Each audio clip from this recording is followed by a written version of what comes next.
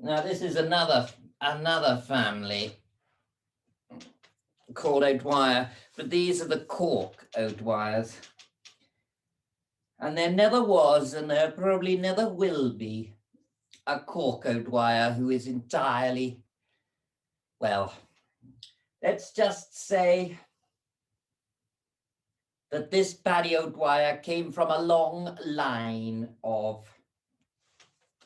miscreants.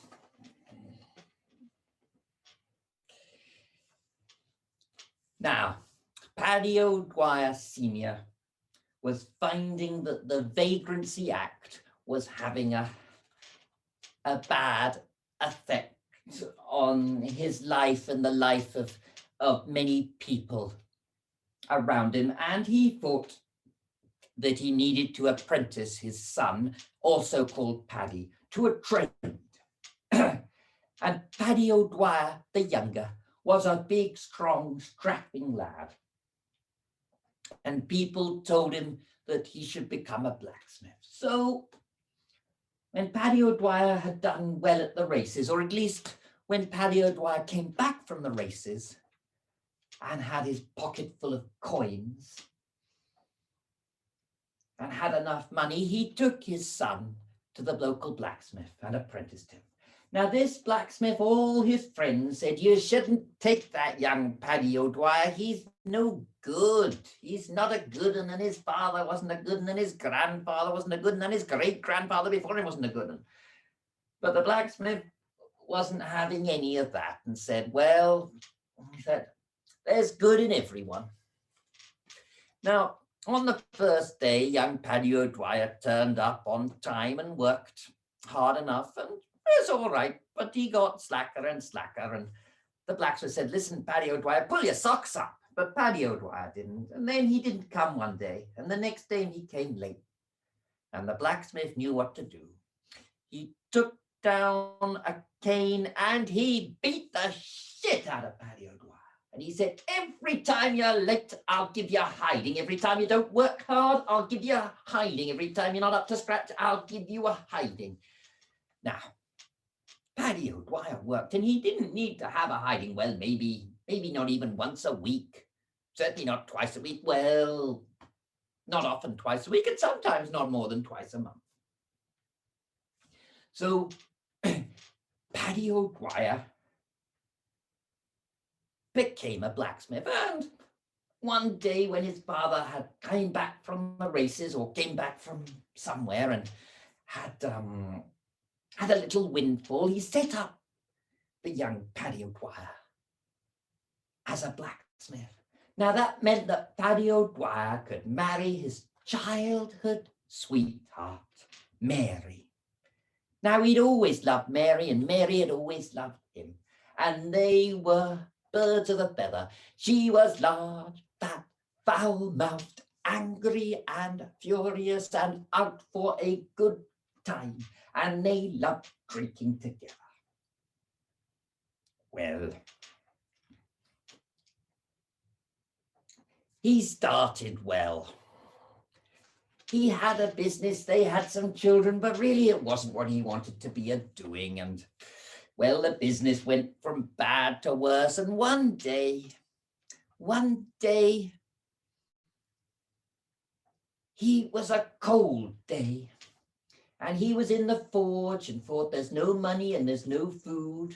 And the only thing he had was a bit of fuel for the fire, and he stoked it up and sat down next to it in its warmth and had a bit of thinking, but his brain just didn't seem to generate any ideas. And then there was a knock at the door, and at the door was an aged man, a sort of tramp or maybe a hermit, and he said, have you got anything, and you'll give any food or anything to an aged pilgrim?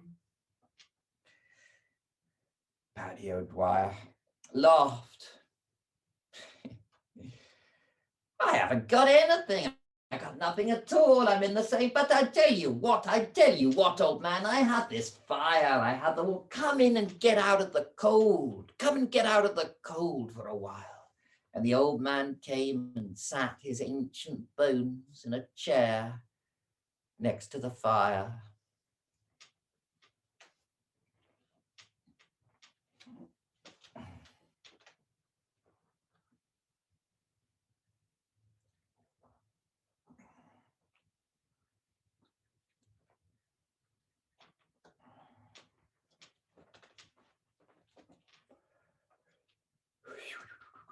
It's very strong, Madeira. He sat his ancient bones next to the fire, and after a while he stood slowly up and said, "Now, Paddy O'Dwyer, you are a poor man, but everything that you had, you shared with me. I would like to grant you 3 wishes." Laughed Paddy O'Dwyer. 3 wishes, 3 wishes. Have some fun with that. Well, the first wish, anyone I give this hammer to it, give this hammer to, will have to work with it until I tell them to stop. Who? Anyone who sits in this chair will stay in this chair until I tell them they can get up. And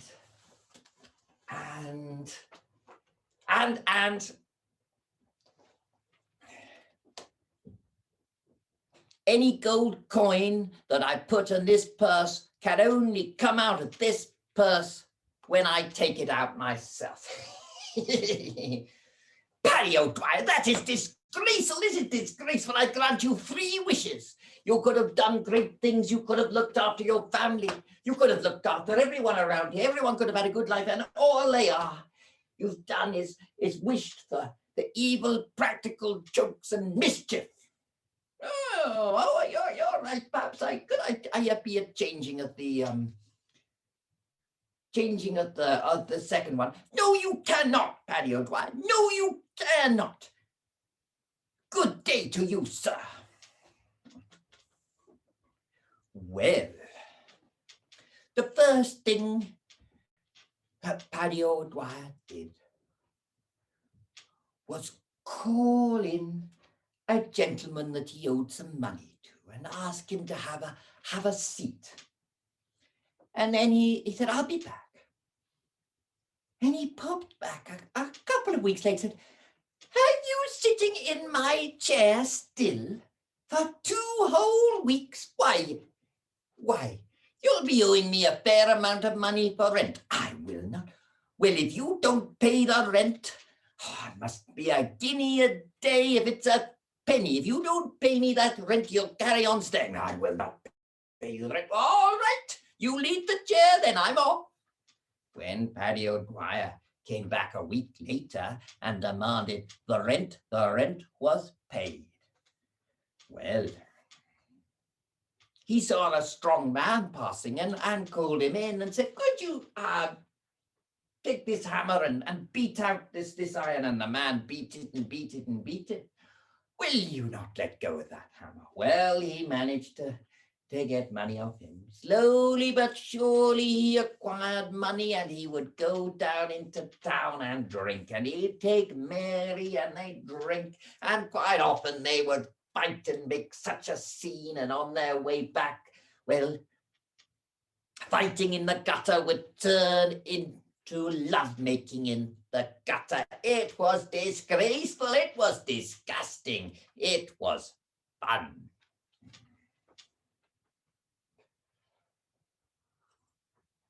But Ireland is a small place, and slowly word got by that it wasn't a good idea to go into Paddy O'Dwyer's blacksmith shop, and he found it harder and harder. And what's more, everybody would point at him and say he was in league with old Nick. And eventually it got to the point where he had no money and nothing, and no way of, couldn't even get any work because no one would come near the blacksmith shop, even if he wanted it. And he scratched his head and he went for a walk and he said, "Well, If everyone says I'm in league with you, I might as well be in league with you. Old Nick, wherever you are, show yourself. Let's come to a bargain. Come on, old Nick, where are you?" And as he turned the corner, he saw an elegant gentleman all dressed in green, with just the hint of horns on his forehead, and perhaps the hint of a tail and breath that smelt of sulphur. "What'll you give me for my soul, old Nick?" Well, old Nick didn't think that the soul was worth very much at all. But they went back and forth, and Paddy O'Dwyer eventually got a respectable sum, and old Nick said he'd be coming for his soul in a year. Now, a year is a long way away, so who cares? Now, one day, a year exactly, old Nick turned up at the blacksmith shop. And of course, Paddy O'Dwyer was there, and he'd spent the money and he didn't know what to do, and he was sitting there when old Nick turned up. "Ah, how lovely to see you. How lovely to see you. Come in, come in. Is it a year already? I've been looking forward to this day. But listen, I must just finish this horseshoe for your friend, the good friend, the attorney down in the town. Would you mind just quickly beating it out for a second while I'll be straight back?" Now, old Nick had been, as you no doubt remember, at one time he'd been a bit of the blacksmith, albeit he'd been forging bigger things. But yes, he said, yes, why, that would be quite nice. We have these sorts of things down below, all sorts of nothing quite like that. I wouldn't mind giving I've still got a bit of strength in me. And he quite happily picked up the hammer and began beating. "I'll be back in a second," said Paddy O'Dwyer, roaring with laughter, and he sped off.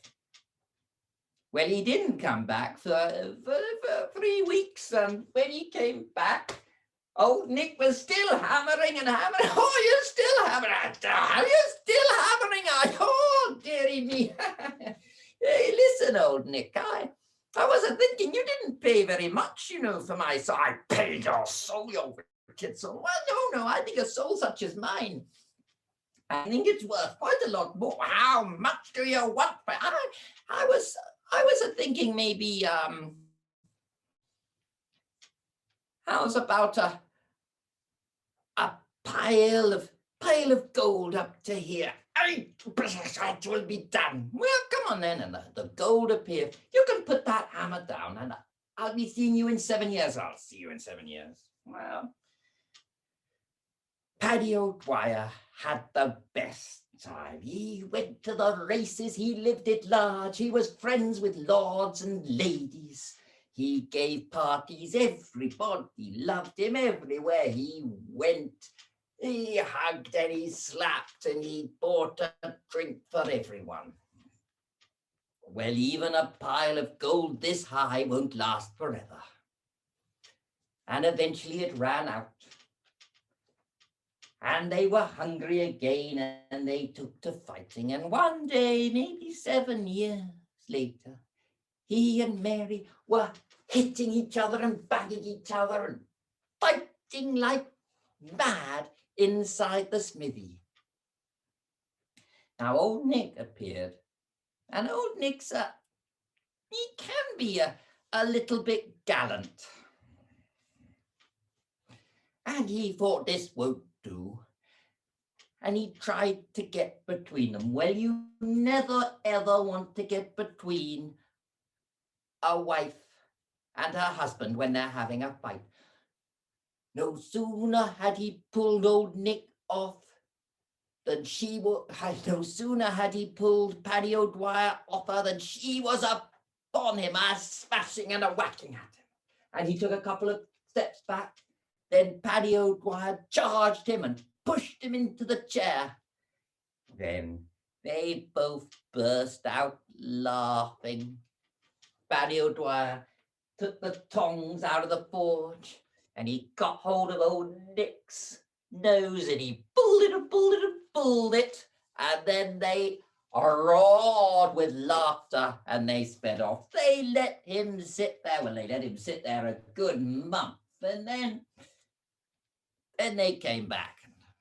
Oh, you're still there, are you, old Nick? It's an expensive chair. You'll be wanting to pay a lot of rent for that chair all the time you're spending sitting in there. Well, I also think what you paid for my soul, it wasn't that much money for such a beautiful, such a fine soul. You haven't a soul like mine down below. I think I'd like gold up to here. And another 7 years. Old Nick scowled, but the gold appeared and he went off. And Paddy O'Dwyer lived the good life. But of course, it didn't last forever. It never does. He always spent, no matter how much money you've got, you'll always spend it if you're a spender.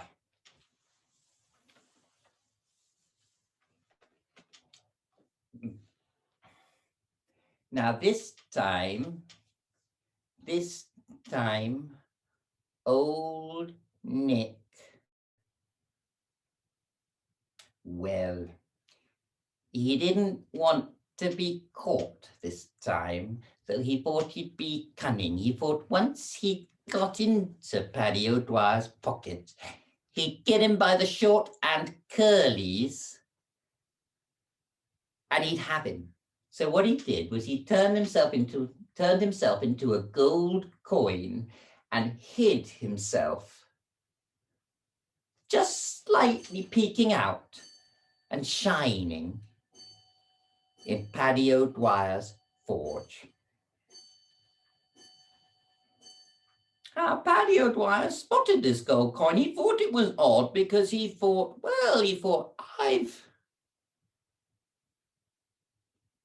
I've spent all my money, but, well, he'd had so much gold, one more gold coin, perhaps. So he picked it up and he put it in his purse and he put it in his pocket. And then old Nick cackled, I've got you now! I've got you now! Paddy O'Dwyer roared with laughter. Get out of that purse. Can't you get out of that purse? Well. He went straight down to the pub and said, listen, chaps, anyone want to speak to old Nick? Speak up, old Nick. Let me out of here. And they had a fun. He smashed the purse. He pummeled it. He put it in water. And then he said, finally, after he'd had a bit of fun, and felt like a bit more money, he said, now, old Nick, again, I think my soul is very fine. How much? Gold. And the smith was filled with gold. But a good life, a life lived full of alcohol, of women and late nights, is not the sort of life that someone who lives a long time gets to live. And Paddy O'Dwyer's time was up and he died. And he was in that strange netherworld between life and death, where the soul isn't quite sure where to go. And he wandered for a bit, and in the distance, he saw a bit of a light, and he got closer and closer, and he saw it was the pearly gates, and he thought, well, maybe there is forgiveness for all sins after all, and he went up. And St. Peter looked at him and said, you're Paddy O'Dwyer, aren't you? I've got a friend who's told me about you. And St. Marathi came out and shook his finger and said, down below, that way. Paddy O'Dwyer was old and his joints ached. And off he went. Eventually, he could see the gates and he could smell the sulphur. He crept up, but as he got closer, he could see the little devils looking at him, and he could hear them murmuring. He could hear them saying, "It's Paddy O'Dwyer, it's Paddy O'Dwyer." And as he got closer, he heard a great shout, "Close the gate, for God's sake, close the gate." And he saw old Nick himself rushing, and the gate was closed. And well, he thought it'd be warm there, and that was where he was going. So he came and he put his head to the gate. And old Nick took hold of his nose by finger and thumb and pulled it out so it was a great bulbous thing. And then he said, "You're not coming in here, you are off. You must wander the bogs and marshes for the rest of time." And indeed, apparently, on the bogs around where he used to live, in an evening or at night, sometimes one can see something glowing, a sort of will-o'-the-wisp, but they say it's the soul of Paddy O'Dwyer.